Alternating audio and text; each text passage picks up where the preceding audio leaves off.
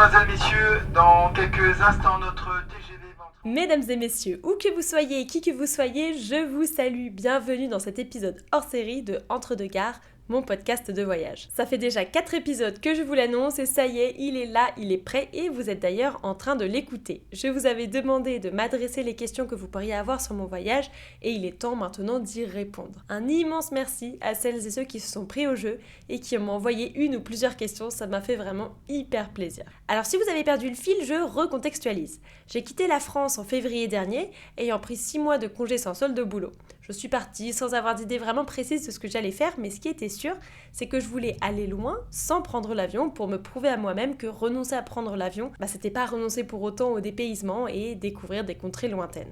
J'ai donc traversé l'Europe, je me suis retrouvée en Turquie, puis j'ai fait un crochet par la Géorgie, puis l'Arménie, avant de continuer à explorer la Turquie. Et début mai, ma copine Alexandre m'a rejoint sur le voyage et ensemble nous avons passé du temps en Turquie avant d'aller en Grèce. Le tout en train, en bus, en stop, en voilier et autres moyens de locomotion bas carbone. À l'heure où j'enregistre cet épisode, j'ai déjà 4 mois de voyage dans les pattes. Et donc c'est parti pour la séance de questions-réponses.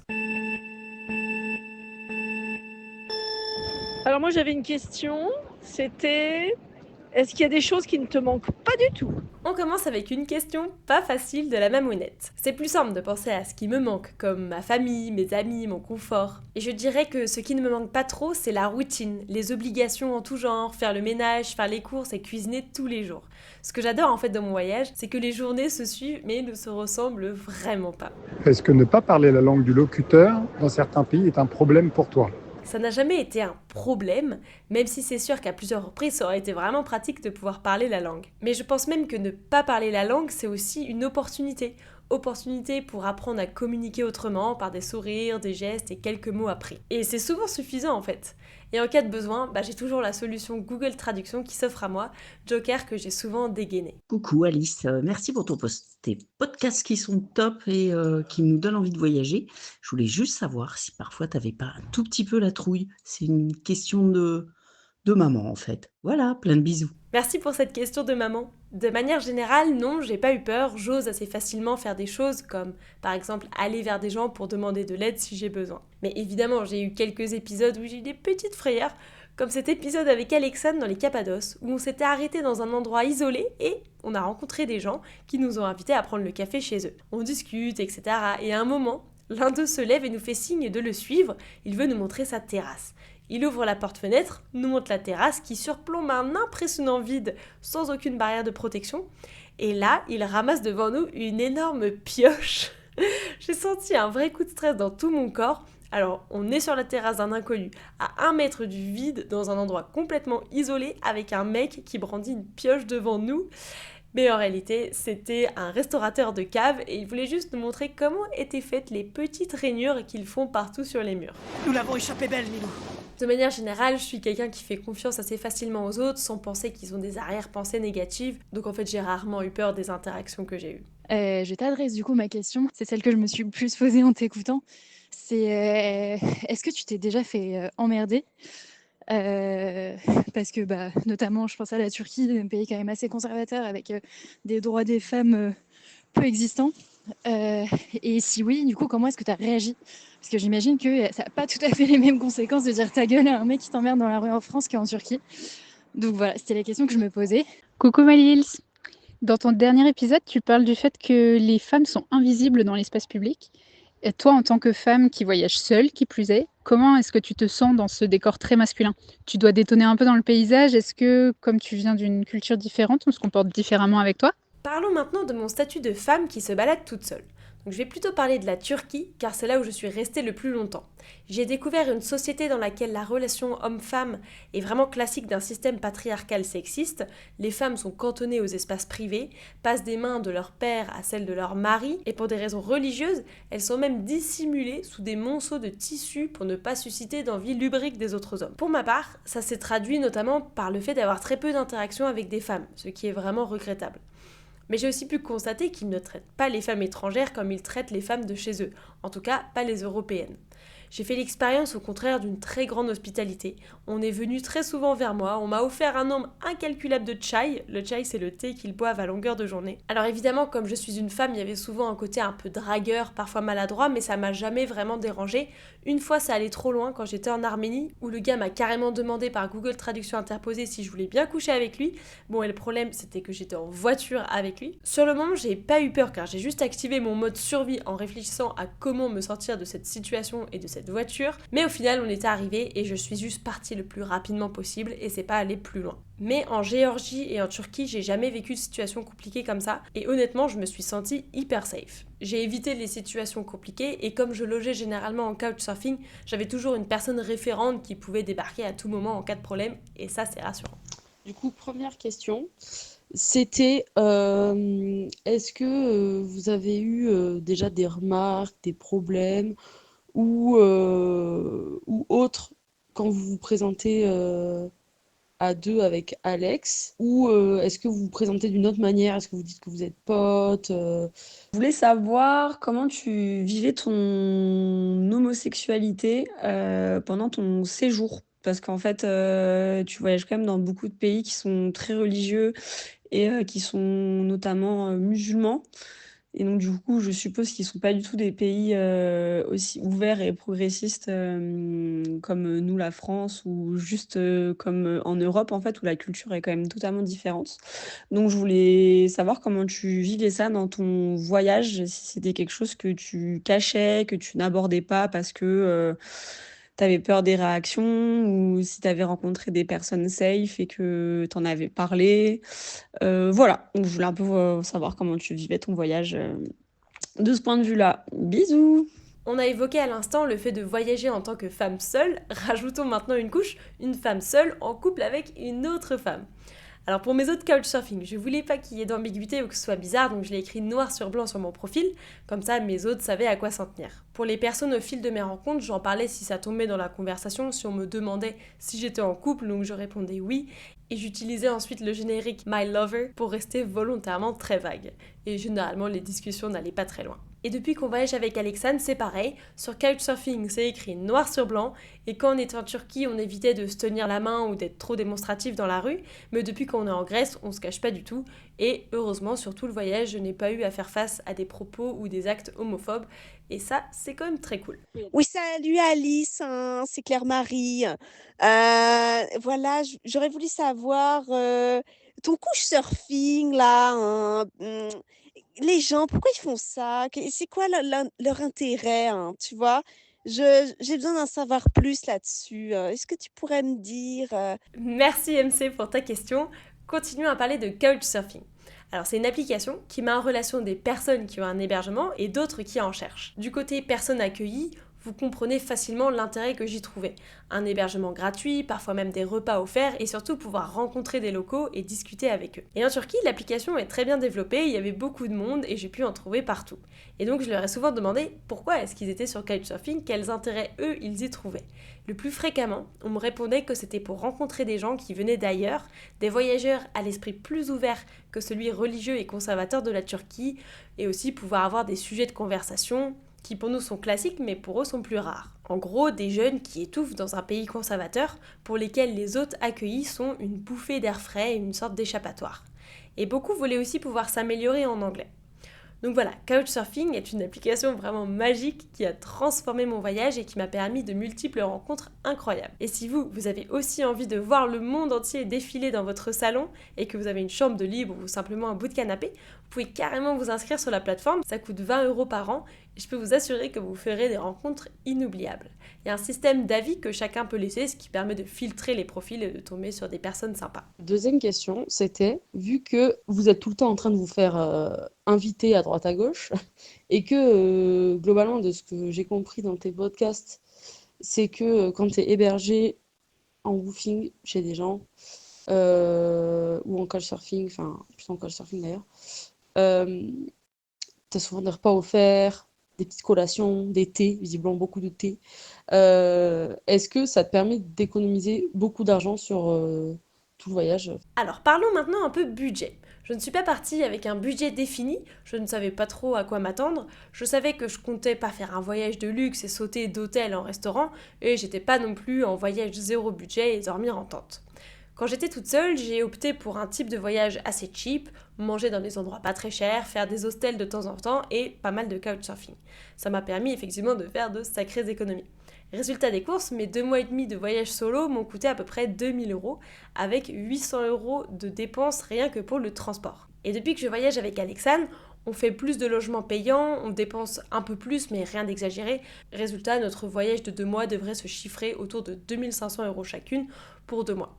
Donc en tout cas oui, couchsurfing, c'est la vie. Coucou mon chou, bon bah voilà, je te pose enfin ma question. Je voulais savoir quel a été ton endroit, ta ville préférée dans ton voyage en Turquie, puisque c'est là que tu as passé le plus de temps.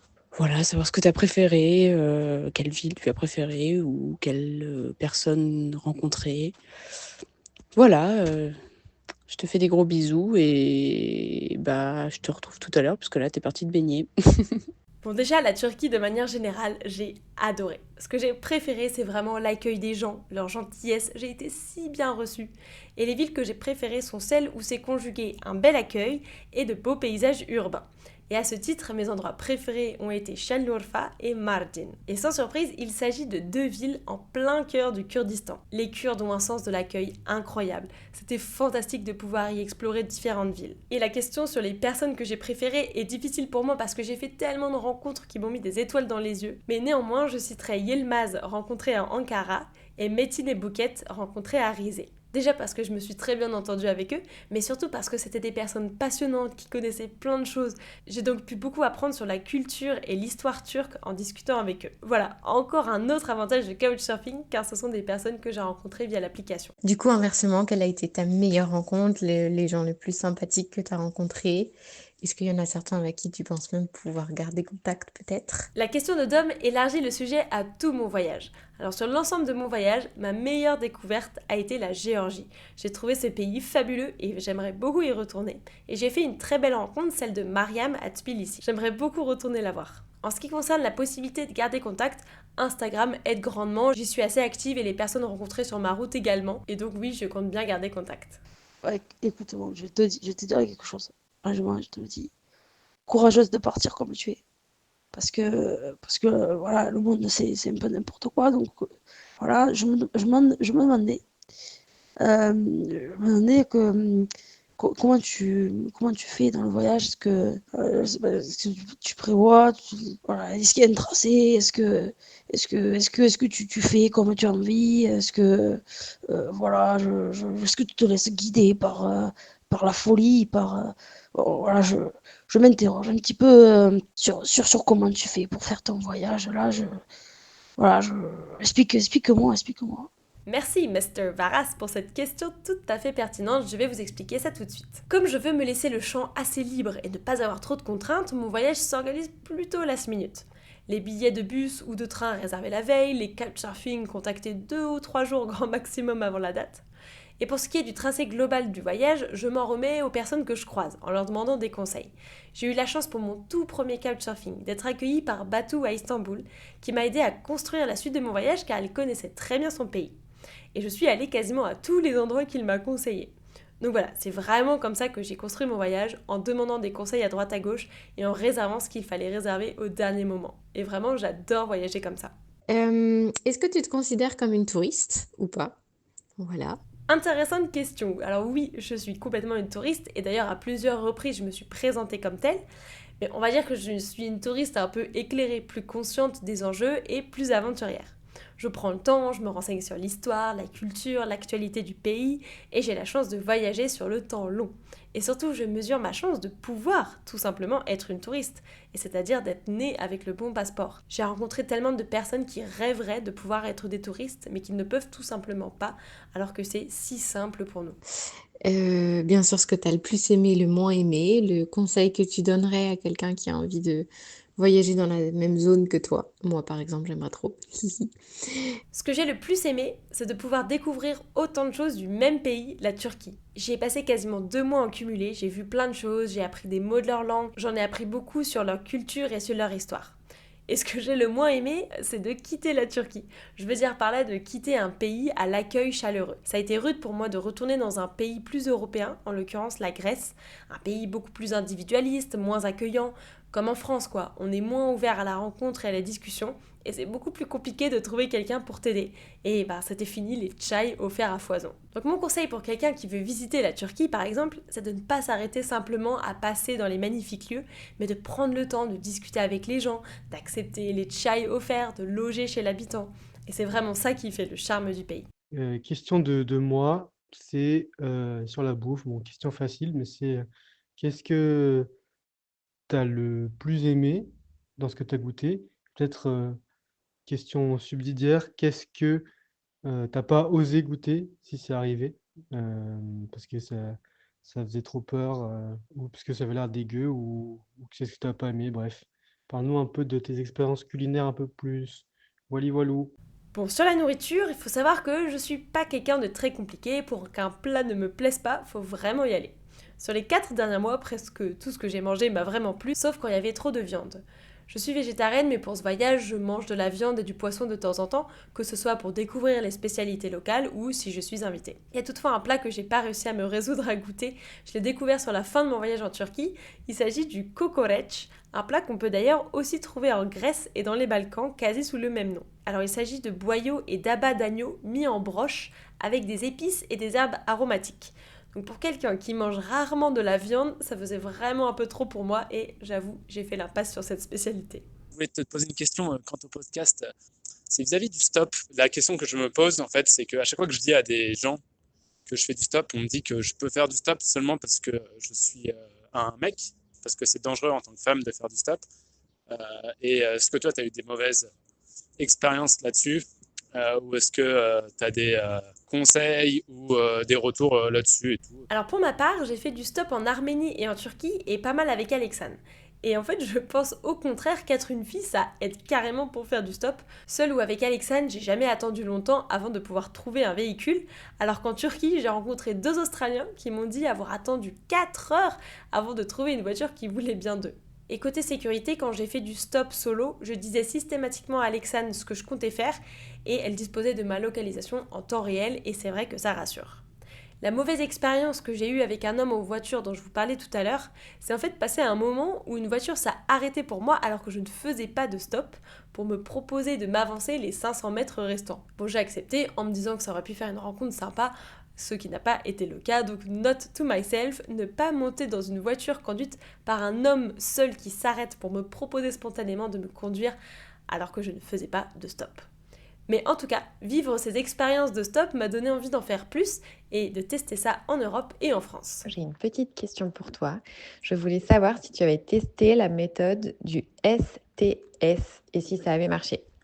Voilà, des bisous. Alors STS, c'est l'acronyme pour Students to Students. Et figurez-vous que c'est une technique pour envoyer des cartes postales sans timbre et qu'elles arrivent quand même à destination. Il suffit pour cela de dessiner un timbre plutôt que d'en acheter un et d'écrire STS dedans, en mode étudiant fauché, et votre carte postale arrive à destination. Donc il peut y avoir des pertes en chemin évidemment, mais généralement ça fonctionne. Colline, qui m'a envoyé cette question, emploie régulièrement cette technique quand elle est en voyage et n'a pas eu beaucoup de pertes de cartes postales. Bon, pour ma part, je suis une mauvaise élève. J'ai acheté les cartes postales pour le faire, mais elles sont encore au fond de mon sac. Promis, je m'y attelle prochainement. Comment te dire? Je voulais savoir comment tu avais préparé ton sac à dos parce que tu as toutes tes affaires dedans là et est-ce que t'as pas emmené des trucs dont tu te sers pas et à contrario, est-ce que t'as oublié des trucs ou des choses qui auraient pu te servir? Voilà, j'attends ta réponse. Faire mon sac à dos, ça a été un gros sujet. Je pars pour 6 mois, allant de l'hiver sous la neige à l'été sous grosse chaleur, et il fallait que tout rentre dans mon sac à dos et qu'il ne soit pas trop lourd. Et franchement, je trouve que je m'en suis pas trop mal sortie, je suis assez fière de moi.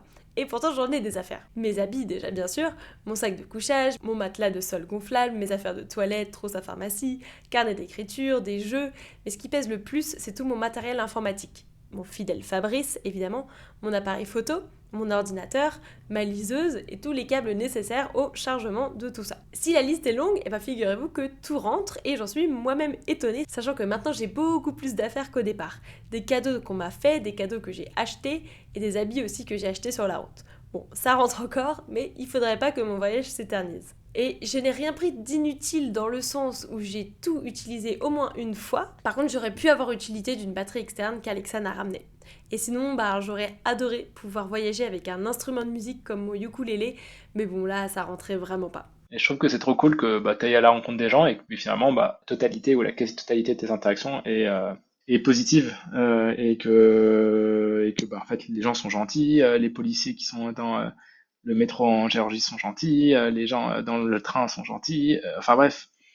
Et je pense qu'il y a un message assez humaniste derrière ton podcast et ton parcours. Et je pense que moi j'en ai besoin, mais je pense que beaucoup de gens en ont besoin. Donc trop cool. Ce message m'a fait trop plaisir. Oui, 1000 fois oui, de manière générale, les gens sont vraiment hyper gentils. Il y a un climat de méfiance généralisé. Avant de partir, quand je disais les pays dans lesquels je comptais aller, on m'a dit tellement de fois « Fais attention, fais bien attention à toi ». Bon, ça, j'avoue, je m'y attendais et je m'en suis pas formalisée. Par contre, ce à quoi je m'attendais moins, c'est que même en chemin, on m'a dit tellement souvent de me méfier et surtout en Turquie.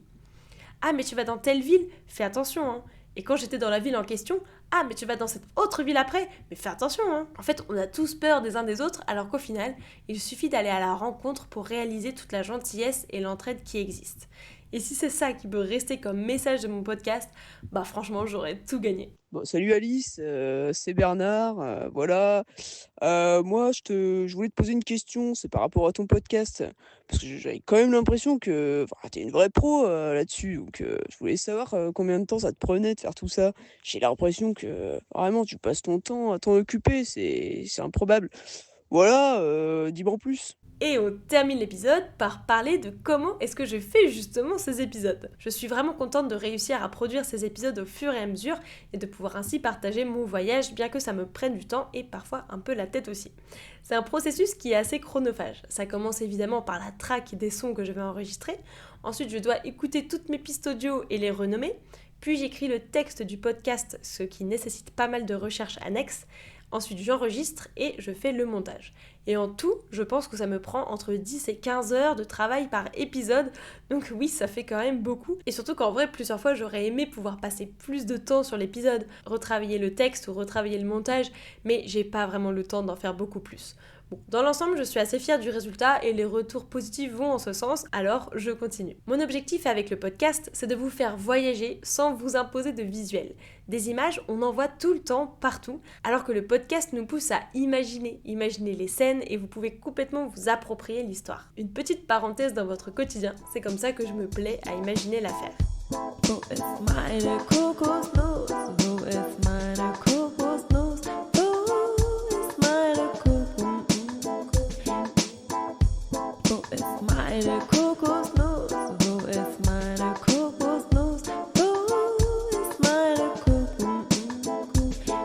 Voilà, on arrive au terme de cet épisode hors série. Je remercie encore chaleureusement toutes les personnes qui se sont prêtées au jeu et qui m'ont envoyé des questions. Et tant qu'on est dans les remerciements, je tiens à remercier en particulier Natacha et Alice d'être mes plus fidèles auditrices, toujours les premières à écouter les épisodes quand ils sortent et à identifier les sons en fin d'épisode. Franchement les filles, vous êtes trop fortes. Et merci à Alexa et Alice pour les questions avec imitation, vous êtes vraiment les bestes. N'hésitez pas à vous abonner sur YouTube ou sur Spotify pour ne pas manquer le prochain épisode qui va bientôt sortir. Et d'ici là, moi je retourne à mes aventures. C'est ciao!